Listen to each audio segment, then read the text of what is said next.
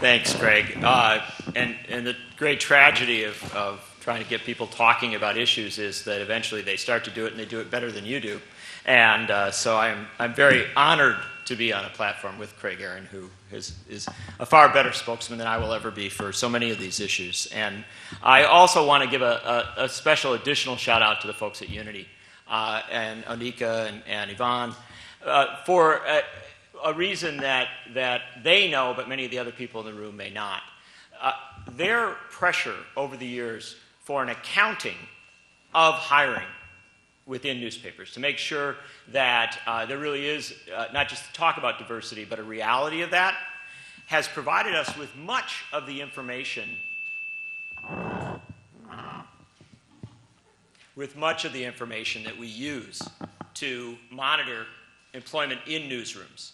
In fact, if it wasn't for the work of Unity and its member organizations, we would know far less about the decline of journalism employment than we do. So they've been terrific players, and we value them a great deal. We also value all the other sponsors. We want to thank folks for joining us on the panel, but also want to thank you for coming out tonight. And I want to tell you, as we've traveled around the country, we've had a wonderful experience of discovering that there really are a tremendous number of people. Are you going to help me out with that? Thank you.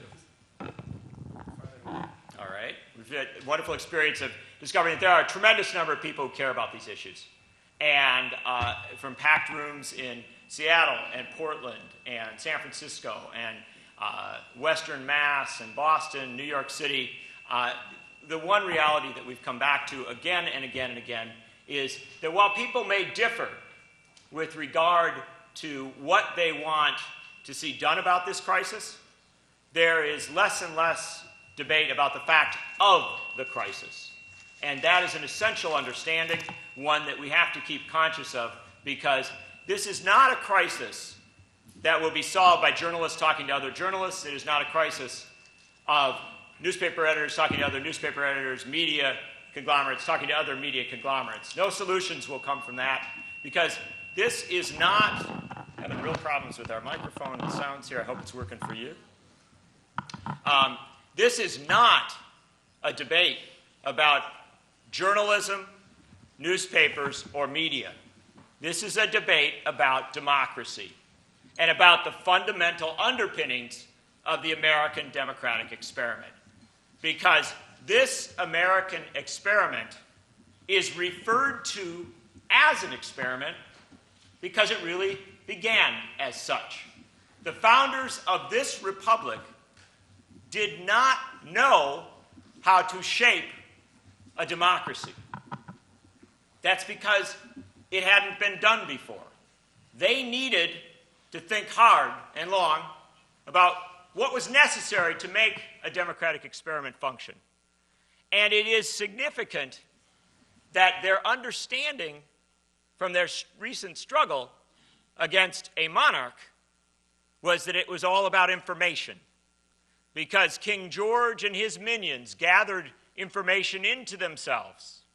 They controlled information, and they constrained the debate with a purpose to maintain their power.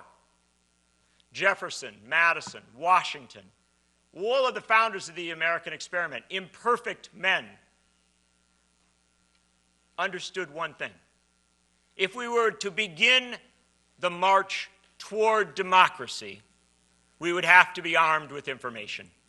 And so they became passionate about that concept, about how we created not just the promise of freedom of speech and freedom of the press, but the reality of free speech and a flourishing, vibrant, diverse, challenging, and dissenting free press that would inform the great mass of Americans about the issues of the day, that would tell them about the affairs of their community, their colony or state, ultimately their nation, and the world itself.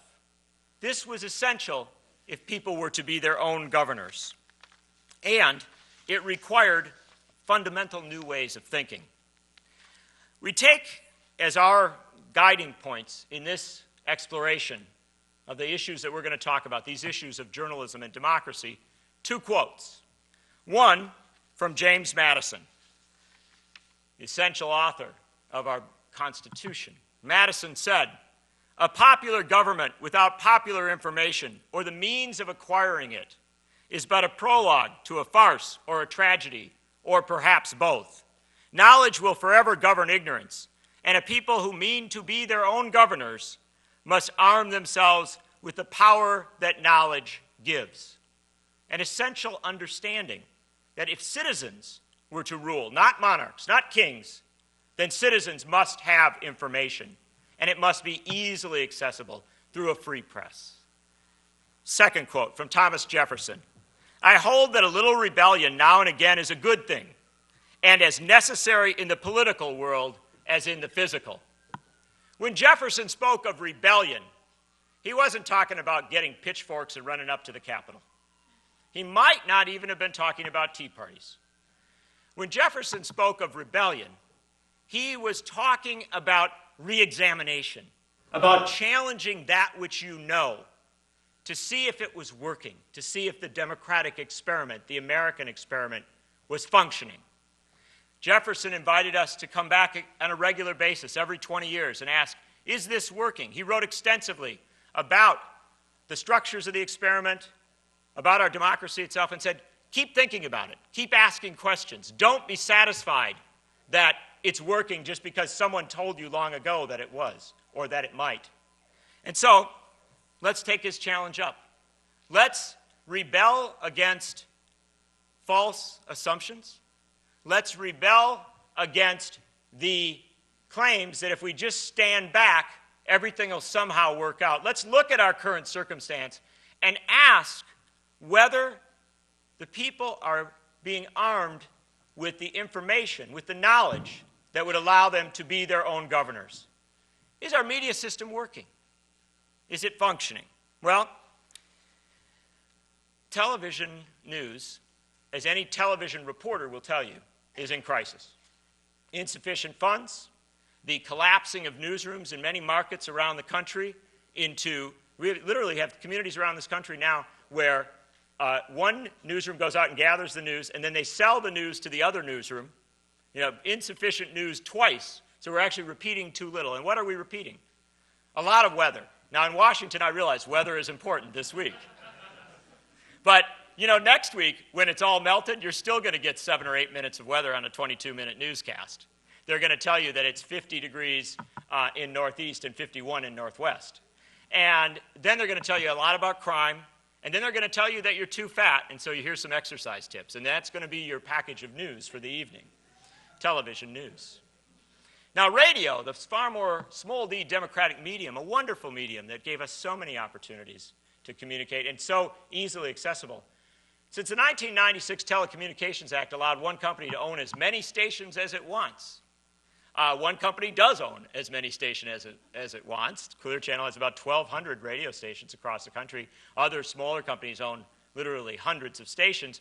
And we have seen a dramatic decline in the number of radio journalists in this country, literally losing in the tens of thousands of on-air personalities over the past 15 years. A consolidation without an improvement.